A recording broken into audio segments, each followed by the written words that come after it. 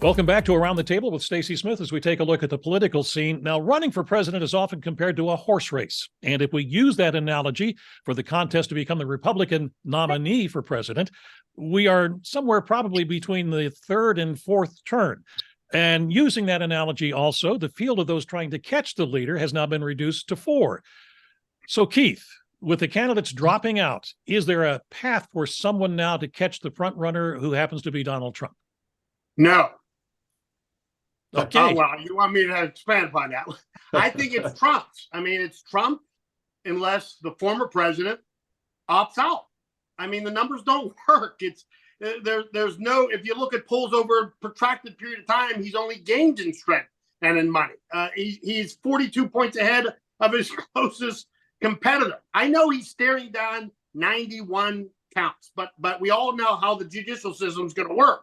And it looks like the quickest one might come on presidential papers in the spring, but that's going to be appealed. His legal woes are going to carry into 2025, guaranteed. They're not going to put a former president, incarcerate a former president until his appeals have been exhausted.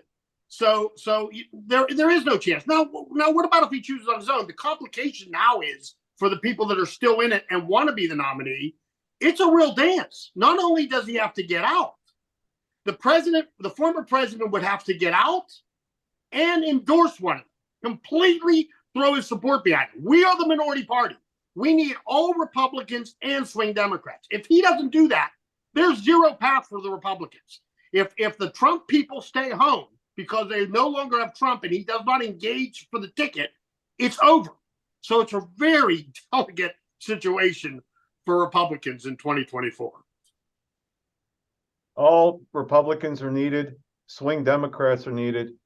I don't think that moderate Republicans, some may, but I think most moderate Republicans who are concerned with Mr. Trump and who are leaning towards DeSantis or Haley could not. They may never vote for a Democrat, but they will skip the presidency. And I don't see a significant number of any quote unquote swing Democrats or a majority of independents going to Donald Trump. So you talk about these one-on-one matchups with Joe Biden. Let's look at the bigger picture. It's an all-hands-on-deck approach for the GOP if they want to get the White House with the right candidate, as Keith correctly indicated. Mr. Trump is not that person. You would see an undervote of historic proportions for president in 2024 if Mr. Trump is on the ticket. Now, can somebody catch him? Like Keith said, I agree, probably not. But can the opposition to Trump and the GOP get behind one candidate like Nikki Haley? Yes. And if so, what can Nikki Haley do to dismantle Donald Trump in the debates and everything up ahead of what ultimately would be enough votes to be nominated? Enough that the Democrats and others can use the points Nikki Haley makes as talking points to continue to keep him from winning in the fall of 2024. I think the race right now in the Republican primary is for second place. I think they're trying to position themselves to be there should something happen with Donald Trump. Whether the trials go forward, something that we don't know, some family matter, something we're just not aware of right now. They're trying to jockey for second place and be there if he pulls out. I don't foresee that. I don't think any of us here around the table see that, and I don't think many people around the country see that. Joe, your thoughts? Well, as for Nikki Haley, she may be running for vice president, thinking Trump's going to be pretty old too, and he may not last out his term if he's reelected. So that has to be part of her calculation. He's a flexible guy.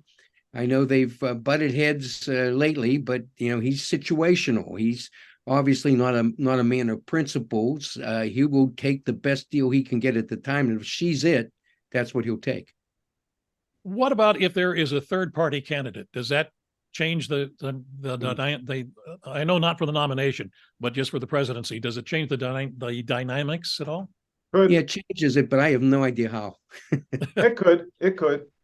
Let's look back to Ross Perot and Clinton and George H.W. Bush.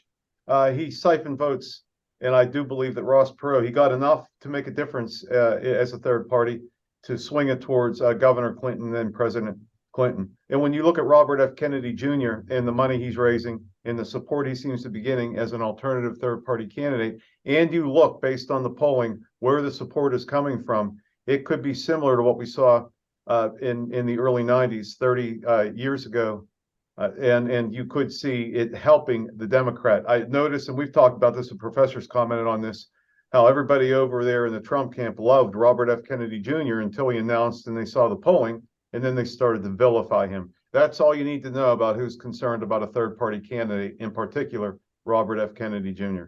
Yeah, in my lifetime, George Wallace effectively elected Nixon in '68, and in '92 it sent George Bush home. So there were two examples in my 60 years in which a third-party candidate actually affected completely the outcome of an election. And Keith, So Ralph Nader, Keith, right? Pardon me? Ralph Nader made George Bush the president out of Florida. Right. He did. 535 votes. That's three in your Yeah, count. that's true. That's right. 535 votes. Yeah. Yeah, that's interesting. Indeed it is. We need to take another break. We'll be back in just a moment.